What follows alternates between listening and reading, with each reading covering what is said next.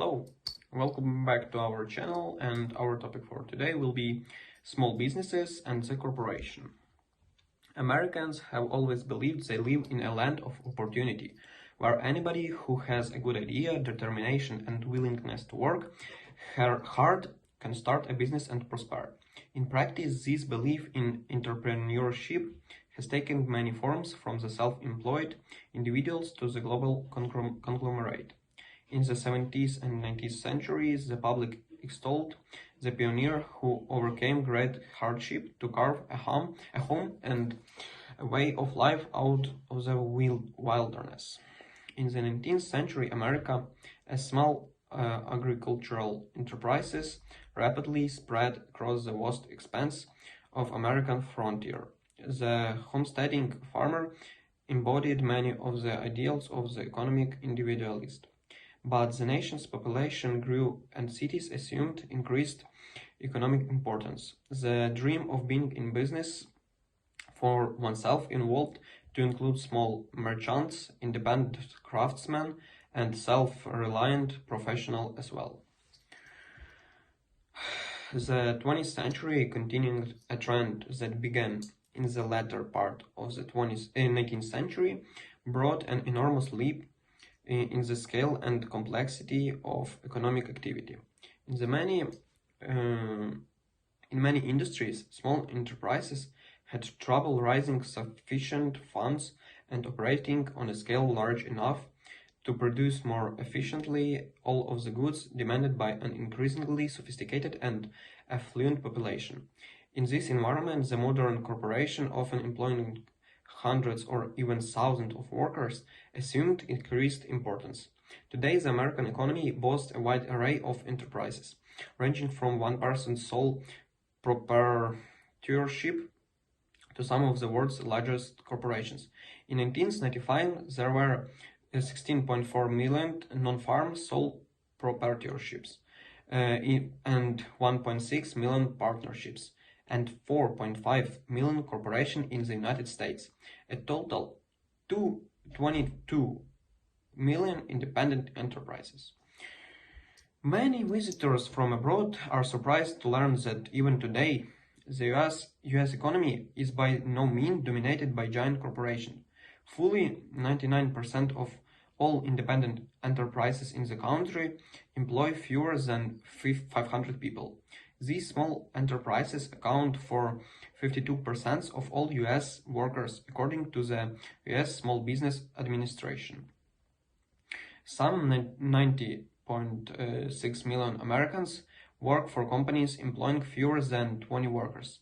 18.4 million works for firms employing between 20 and 100 workers, and 14.6 million for firms with 150 or from 100 to 500 workers. By contrast, 47.7 million Americans work with firms with more than 500 employees. Small businesses are a continuing source of dynamism for the American economy. They produced 3/4 of the economy's new jobs between 1990 and 1995, and even larger contribution to employment growth that they made in the 1980s. They also represent an entry point into the economy for new groups. Women, for instance, participate heavily in small businesses. The number of female-owned businesses climbed by 89% to estimated 8 million between 1987 and 1987.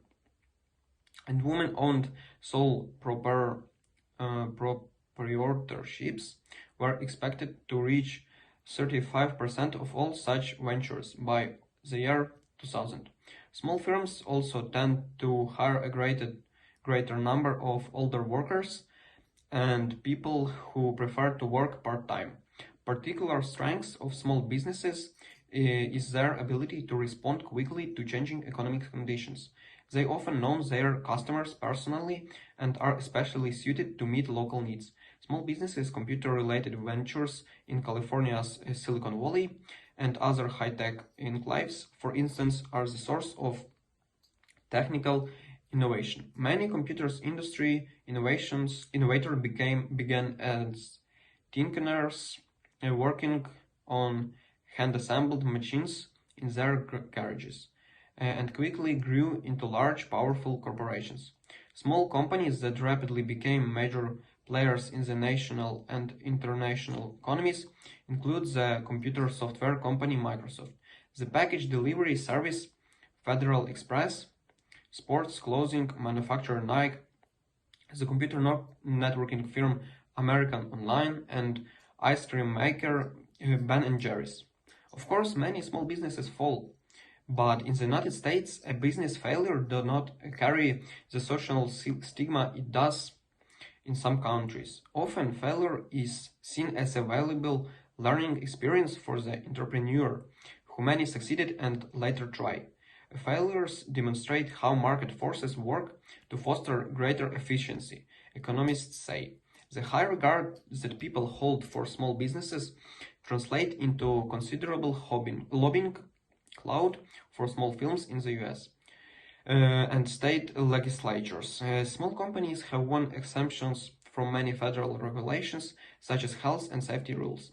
Congress also created the Small Business Administration in 1953 to provide professional expertise and financial assistance to persons wishing to form or run small businesses.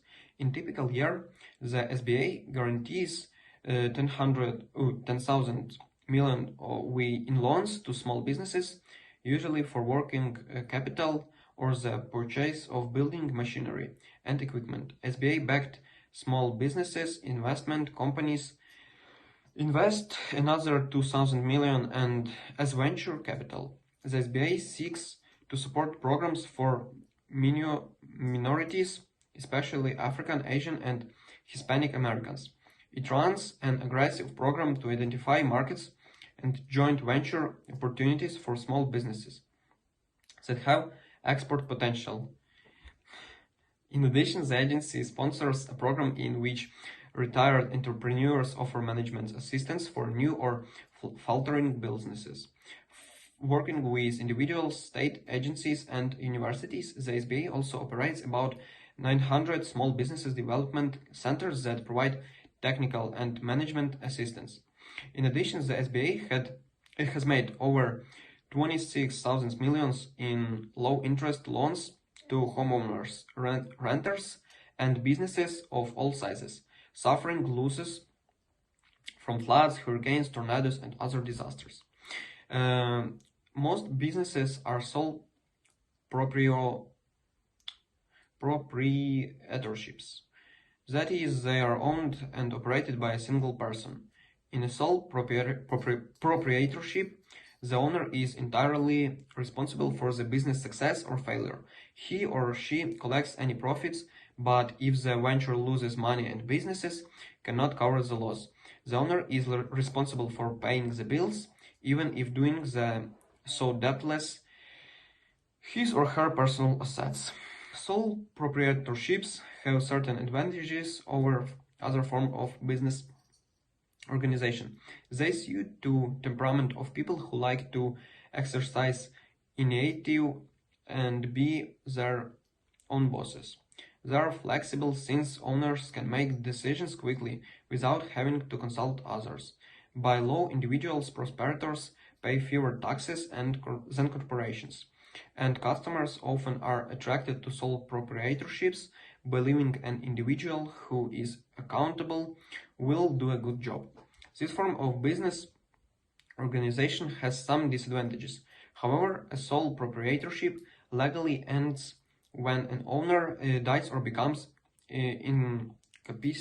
incapacitated, although someone who may inherit the assets and continue to operate the business.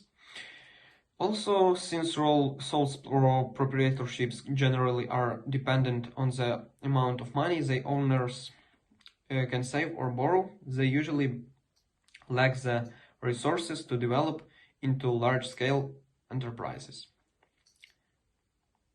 I think that's it for today. Don't forget to subscribe our channel and press like button.